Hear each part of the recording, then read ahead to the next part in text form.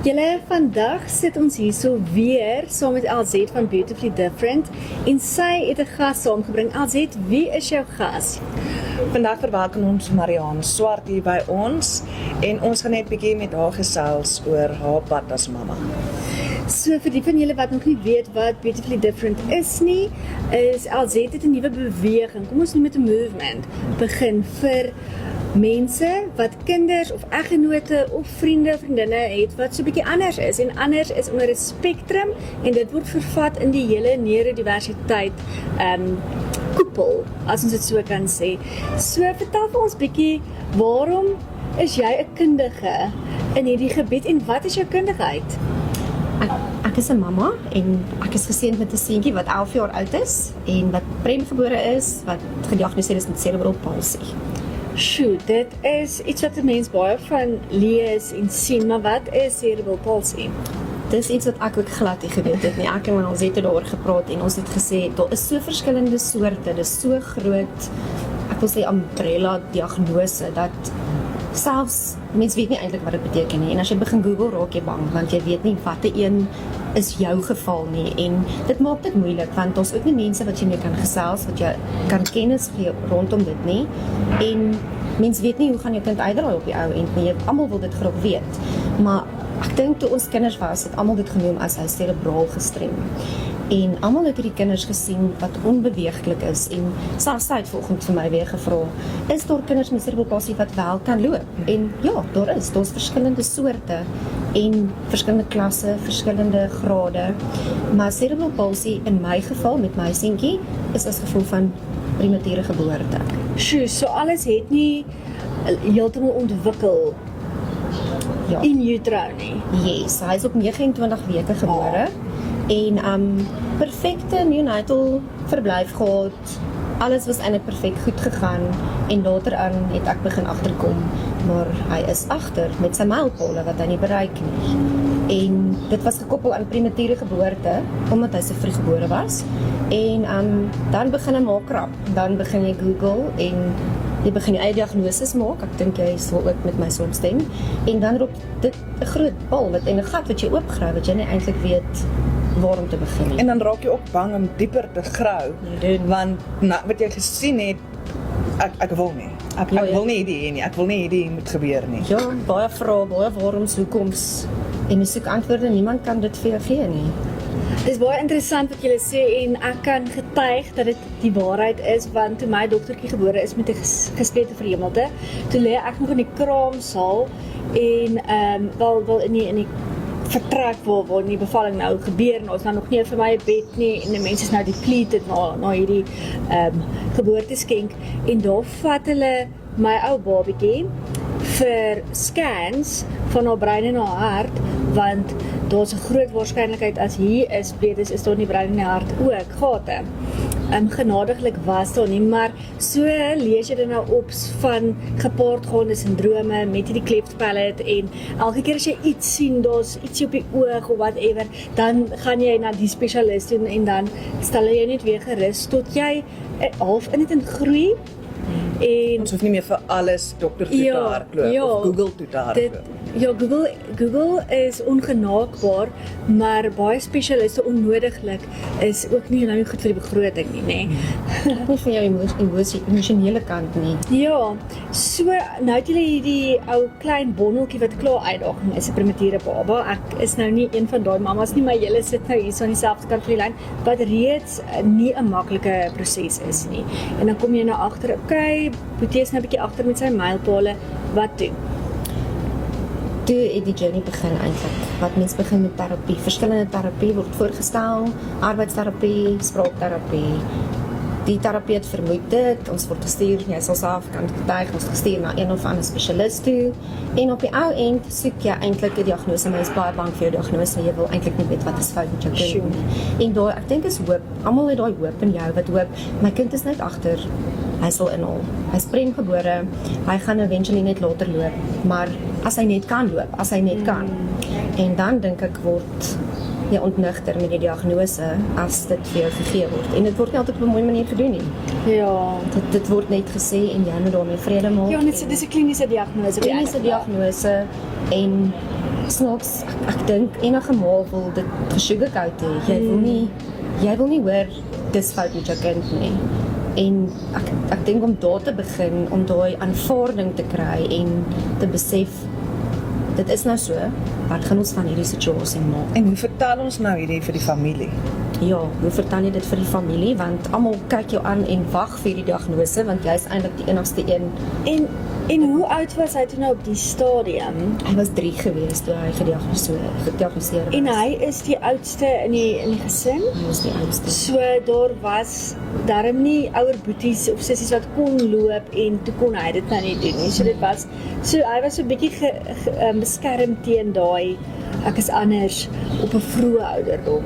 Gelukkig, ja. Gelukkig het ek voel ook altyd ek is bly dit was my eerste kind, want ek dink om 'n eerste baby te hê is jy oningelig. Jy weet nie eintlik hoe dit moet wees Ja. nie. Waar jy as jy 'n voltermyn baba gehad het en jy moet dan 'n prent kry, dink ek dit is baie moeiliker. En emosioneel, meer En op emosioneel. En ek dink jy vergelyk tog, al wil jy nie, vergelyk jy dit met die eerste enetjie. Ja, en in my geval, ons seentjie was heeltemal piekfyn en toe word die dogtertjie gebore met die cleft palate en daarna was die mens heeltyd skrikkerig om weer swanger te raak, jy weet. En toe dit eventually gebeur en dit eindig op in 'n miskraam, toe besef jy dat enige iets wat daai babatjie sou wees, sou eintlik fyn gewees het. So ja, 'n mens, dit is moeilik en elke ou se paadjie is anders. En al is dit presies dieselfde diagnose, hulle sê ons altyd ons is op dieselfde see, in dieselfde storm, maar ons is nie in dieselfde bootjies nie. Jy weet nie hoe lyk die ander ou se bootjie, sy huislike omstandighede, sy finansies, sy kerngesin se gesondheid en daai tipe van goed nie. Nou wat nou? Jy het 3 diagnose gekry en jy het terapie gedoen.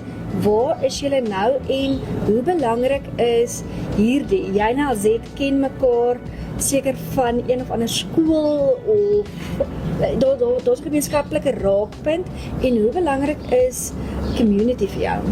Daar was nie 'n community nie en dit was my grootste hartseer want ek kon nie my gevoelens en my bekommernisse deel met iemand nie. Jy deel dit met die terapeut wat ervaring het en ek het iemand gesoek wat ek mee kon vereenselwig, wat ek altyd gesê het en ek het iemand gesoek mens soek iemand wat 'n kind het soos joune, wat jy kan weet wat is die prognose, wat moet jy jou voorberei. Maar jy kry nie sommer daai gemeenskap nie, want dit is nie beskikbaar nie. Mense onttrek uit die gemeenskap uit, want hulle voel mense verstaan nie hoe hulle kinders is nie. Jy kan nie uitgaan na 'n winkel toe nie, want jy word aangekyk in die winkel as jou kind anders is en nie optree soos die gemeerderheid kinders nie. Ja, en ek dink dit is dit so lekker en dit is waar dit net so mooi koppel aan jou beweging Alzet. Hoe voel jy daaroor dat jy nou al 2 mammas is in jou community? Fantasties, sorry Marion. Nie vir ons omstandighede nie, maar om te kan weet, ek het nou die laaste 2 weke verskriklike uitdagings gehad en ongelukkig was Mariana die een wat elke keer die oproep gekry het van wat doen ek nou, hoe deel ek? Wat moet ek nou doen? En ja, almal dink ek het dalk alles bymekaar en ek begin nou hierdie movement en ek wil gemeenskap begin. Maar ek het my uitdagings raak nie minder nie, dit raak nie makliker nie. En net om te weet, ek kan nou bel en sê ek sukkel om vandag te deel. Ons het, ek dink dit was Sondag aand tot seker na 11 gesels. En dit was net vir my regtig 'n lekker gevoel om te kan weet, she's not gonna judge me. En dan, okay Marion, ek is jammer, ek gaan 'n bietjie stil bly. Wat is dit wat nou daar fout is by jou? Vertel my gou 'n bietjie weer van joune. En dan pak sy nou weer af wat in die laaste 2 weke by haar gebeur het. En dis nie daai van ek kan wees wie ek is. Dis hoe laat in die aand. Almal slaap in my huis. Ek kan nie slaap nie, maar ek weet van nog iemand wat nie kan slaap nie. En dis vir my 'n lekker gevoel om te weet ek is nie alleen nie.